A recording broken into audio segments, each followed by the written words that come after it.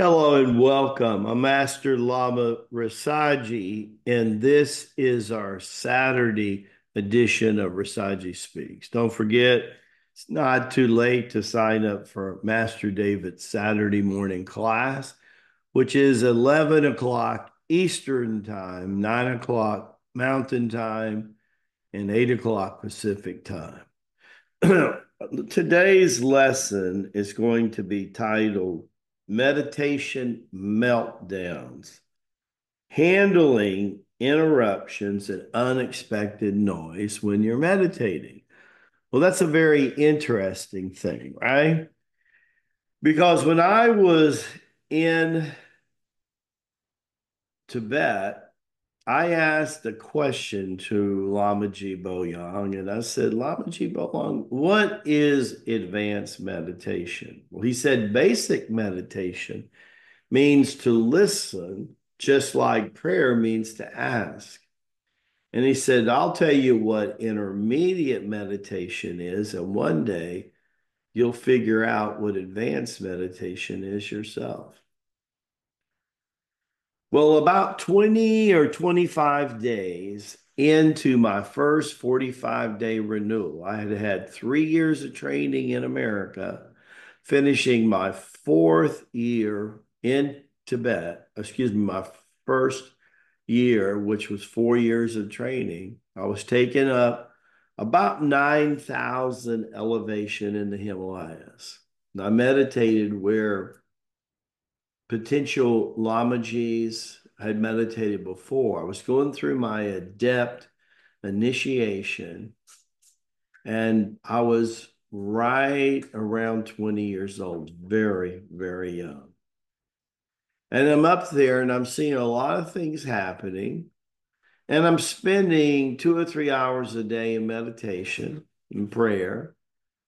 I'm spending probably a couple hours a day doing my Tai Chi form and my Qigong, and at least an hour or more a day doing my yoga. And every now and then I would peep out of the mud hut and I'd see nothing, but sometimes I see a little bit of new snow and, no four-legged or two-legged llama anywhere to be seen. I was reading scripture primarily through the New Testament and connecting dots with the New Testament, like Hebrews to Genesis, King 1 and Kings 2 of the Old Testament, and joining all that together. Being visited by all kind of masters, all kind of angels, archangels. It was an amazing experience. But somewhere between the 20th and 25th day, my meditation went really deep. It was like I was sucked inside of a tunnel or a portal, if you will, a vortex. And the next thing I know, I heard what sounded to be a waterfall going up and down. And I realized I was hearing the blood flow out of the chambers of my heart. And when I heard that, I said, oh my God, this is what Lamaji Boyang was telling me to experience almost a year before it happened. He had the sense to do that on a regular basis. And it was amazing experience. Got home a couple years later, and I got a Western Union telegram, long before internet and stuff was coming into being. And I was still in the 80s, and they were asking me to go to 42nd Street and Broadway, 1 to 3 on a Friday, every Friday. And could I recall this experience? Well, just to give you a nice feel of what I'm talking about, right? Imagine that going from this kind of thing to maybe this kind of thing, right?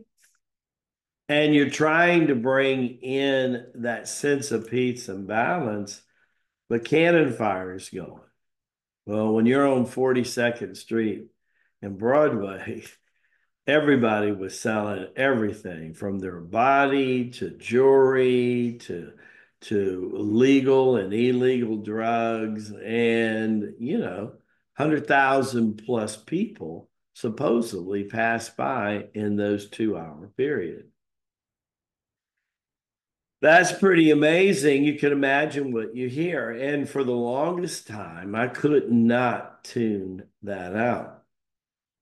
But I remember the original story of Boganathar leaving the four seasons of China to create the four seasons inside of himself in the Himalayas, where winter is 8 to 9 months a year. And I thought to myself, if we have the power in Tai Chi Gum to do that, why don't we have the power to create or recreate or recall the experience I had in solitude on that mountain? And little by little, week by week, I went deeper and deeper. And I remember that day when it happened. It was like, how when a storm passes and the thunder is very close, it's, lightning happens. I used to be a lifeguard, and if it was within a second or 2 seconds, you heard thunder, logically, you got everybody out of the swimming pool. But as it took 5 to 10 seconds count, you automatically knew what? The storm was moving away. So as I was retreating deeper and deeper inside myself, knowing that Tai Chi Gong is really an inside game, it got easier. And the next thing I knew, all the outer noise began to disappear. And the next thing I knew, I was going back in that portal. I was going back into that vortex. And waiting for me in the midst of all of that, right, was again the waterfall. Was the waterfall. And it was again coming out of the chambers of my heart. I got so excited because I realized that accomplishment was even bigger than the accomplishment in Tibet on the mountain of solitude, right? And I thought, my goodness, if this is intermediate meditation, what the heck is advanced meditation? I couldn't wait to experience that.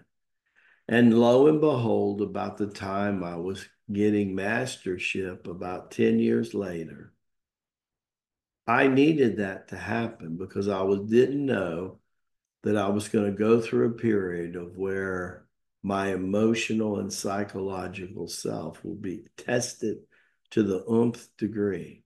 Losing my father, my kid brother-in-law, a mentor, Jim Core, and losing one of my best friends, my walking buddy in the morning.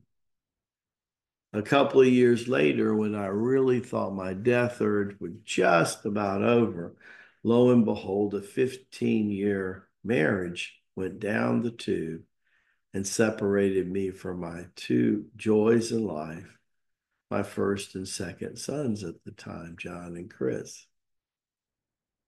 And then I worked through that. And I realized something about meditation, which is why I wrote my second book called Meditating with Rasaji, that meditation is a lot more than most people ever think of. They don't realize what meditation really is. It teaches us how to listen. When I have people who work with me or teachers who Zoom with me, and I know they're not listening to when I'm talking, I know the most basic reason is they're resisting meditation. And because they're resisting meditation, they can't really hear what Lamaji is saying. Because you see, a saint or a sage will speak to you only in the caverns of your being as you approach a state of peace. That only comes from understanding what true meditation really, really is. At the forefront, it still means to listen. Barakabashai, may the blessings be to you and to your glorious family. Look forward to seeing you at the first of the week. Don't forget about the live streaming with Nashville. That early bird special is running away beginning November the 5th. So don't forget, if you know you're supposed to be on live streaming, I don't know if there's any more tickets left. If you're interested in going last minute, contact Sister Lynette. She will know. Take care and God bless you and your wonderful family. Bye-bye.